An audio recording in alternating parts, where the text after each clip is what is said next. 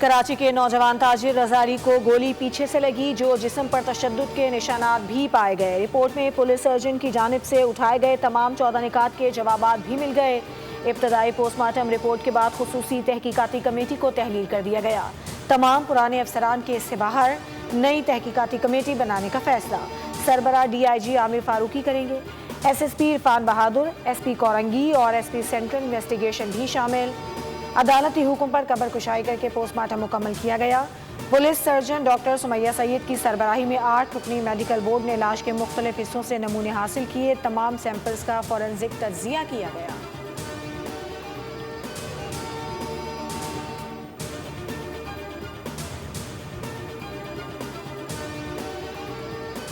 ये साबित हो गया है आज 110% गोली कमर में लगी, कमर से निकली, छठी पसली को तोड़ते हुए, चीरते हुए, फ्रैक्चर कॉज करते हुए, जिसके असरात 5वीं पसली पे भी आए। हमें सुसाइड कोई कभी SSP आके बात करे तो कभी कोई कमरे में बुला के बात करे। IG साहब वो बोल रहे हैं कि जी मैंने मसला हल कर दिया है, मगर रिपोर्ट में प्रॉब्लम है। इस तरह की बात इतने जिम्मेदार आदमी हो के किस तरह बात कर दी थी उन्होंने। साबित हो चुका है कि मीर रजा की कमर पर गोली लगी, असरात 5वीं पसली पर आए। गोली से फेफड़ों में खून भर गया था। मीर रजा के वकील जबरान नासिर और वालिद की मीडिया से गुफ्तगू। जबरान नासिर ने कहा कि मीर रजा को थोड़ी पर इंजरी और माथे पर चोट का निशान था। लगता है कि मीर रजा को कत्ल से पहले मुक्के मारे गए। जहां से मीर रजा की लाश मिली, वहां पर कुछ अरसे में तीसरी लाश मिली है। जबरान नासिर ने कहा कि मीर रजा के ख़ानदान को हिरासा किया जा रहा है। IG कराची ने ख़ानदान मान ले कि मीर रजा ने खुदकुशी की है।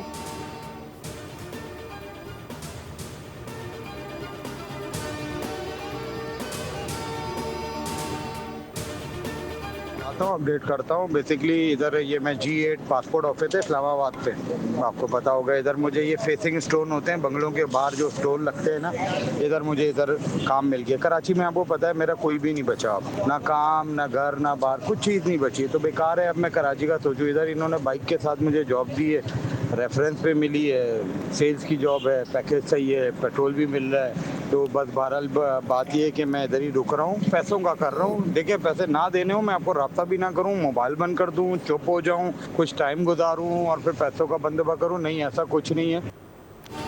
पैसों का बंदोबस्त कर रहा हूँ। मीर रसाली के वालिद मीर हुसैन की ऑडियो सामने आ गई। उन्होंने कहा कि G8 इस्लामाबाद में हूँ, सेल्स की जॉब मिल गई है, फिलहाल कराची नहीं आऊँगा, वहाँ मेरा कोई नहीं बचा। मुझे एक दिन दें, आपको अपडेट करता हूँ। मेरा पैसों का ही मसला है, वो मैं हल कर रहा हूँ।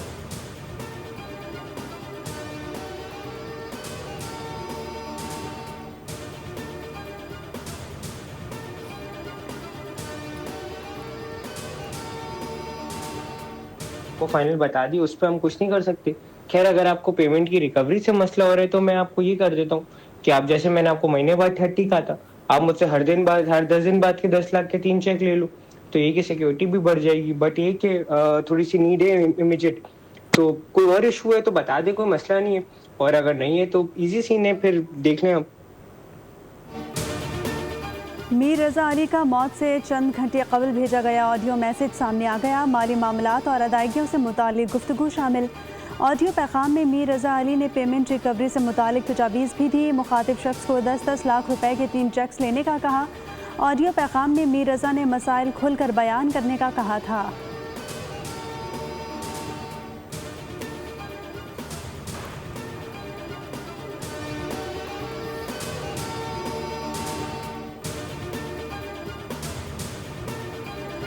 चीज रिकॉर्डेड है हमारे पास, थाने की तमाम वीडियोस हैं हमारे पास, जहां वो लड़कियां वारदात कर रही थी उस घर के अंदर की वीडियोस हैं।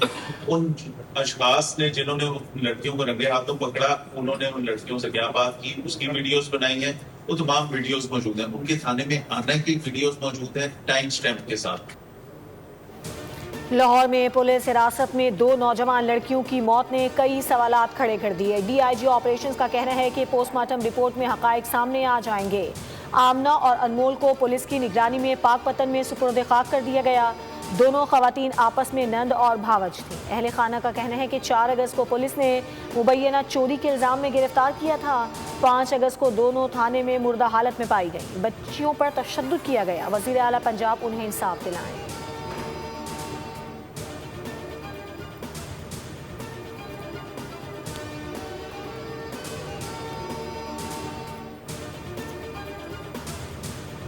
इलेक्शन हो चुका है, उसके मुताबिक पाकिस्तान मुस्लिम लीग नून की स्ट्रेंथ जो है वो 30 मेंबर की है।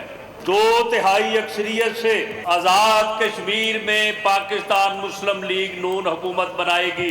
मियां नवाज शरीफ ने ये कहा है कि मैं वजीर आजम आज़ाद कश्मीर के साथ बैठ के आज़ाद कश्मीर में तामीर और तरक्की का जो है वो दौर शुरू करूंगा। उल्टे गिनती वाले खुद भी सीधे हो जाएंगे, उनकी गिनती भी। पीपल्स पार्टी विफाक में उसी तनख्वाह पर काम करेगी। वज़ीर आज़म के मुशीर बराए सियासी उमूर राना सनाउल्लाह का बाग में जलसे से खिताब। कहा, आज़ाद कश्मीर में नून लीग को 2/3 अक्सरियत के लिए 6 सीटों की ज़रूरत है। दावा किया कि 2 दिन बाद इलेक्शन में 4 शेर मुंतखब होकर असम्बली पहुँचेंगे। पाकिस्तान में कश्मीरियों को सारे हुकूक मिल रहे हैं।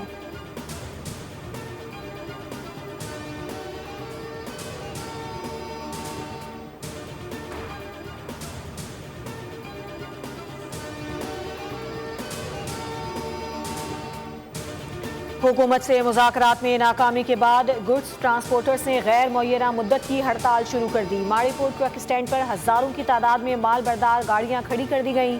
गुड्स ट्रांसपोर्टर्स ने रोज़ाना की बुनियाद पर कीमतों का फार्मूला फौरी तब्दील करने और वज़ीर पेट्रोलियम अली परवेज़ मलिक के इस्तीफ़े का भी मुतालबा कर दिया।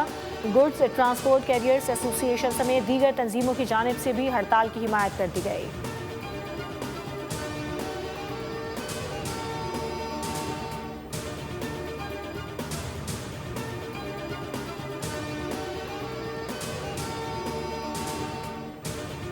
ने यह मुशावरत में फ़ैसला किया कि 14 अगस्त की जितनी सरगर्मियाँ हैं उसमें पूरी जमात इस्लामी और उसके यूथ, ख़वातीन विंग सब पार्टिसिपेट करेंगे भरपूर तरीके से।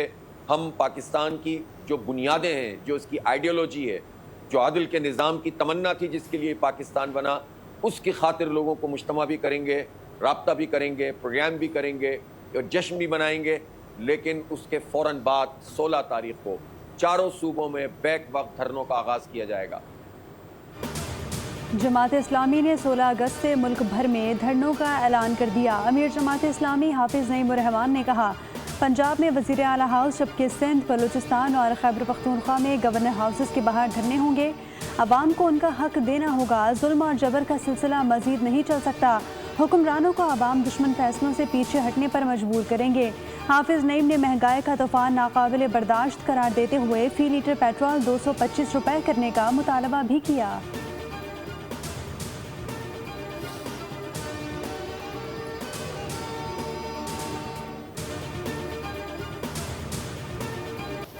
मक्का दिफाई मुआहदे का तारीखी संग मील। मुल्क भर में जोश व खरोश और जश्न आज़ादी की रौनक मजीद बढ़ गई। इस्लामाबाद में खुसूसी चरागों का एहतमाम, मुल्क भर में कौमी जज्बे का इजहार। शारा दस्तूर समेत इस्लामाबाद की मरकजी शाहराहों पर तीनों ममालिक के परचम लहराए गए हैं। तीनों मुल्कों के शहरों की अहम बुलंदोबाला इमारत कौमी परचमों के रंगों वाली रोशनियों से सज गईं।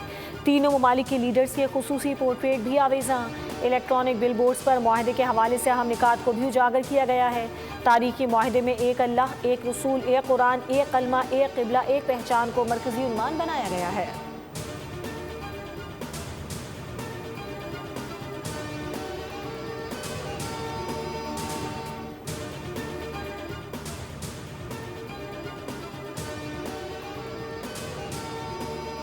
हरमैन शरीफैन के साय में होने वाला मक्का मुआहिदा आने वाली नस्लों के लिए अमन की ढाल साबित होगा।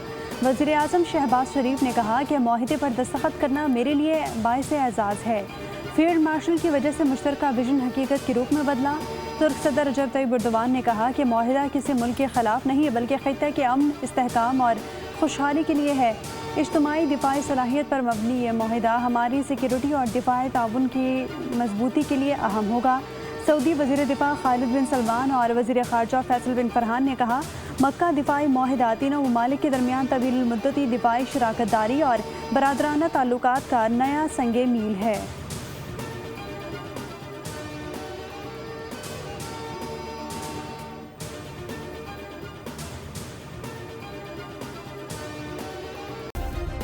सब्सक्राइब करें और बेल दबाएं ताकि कोई खबर रह न जाए।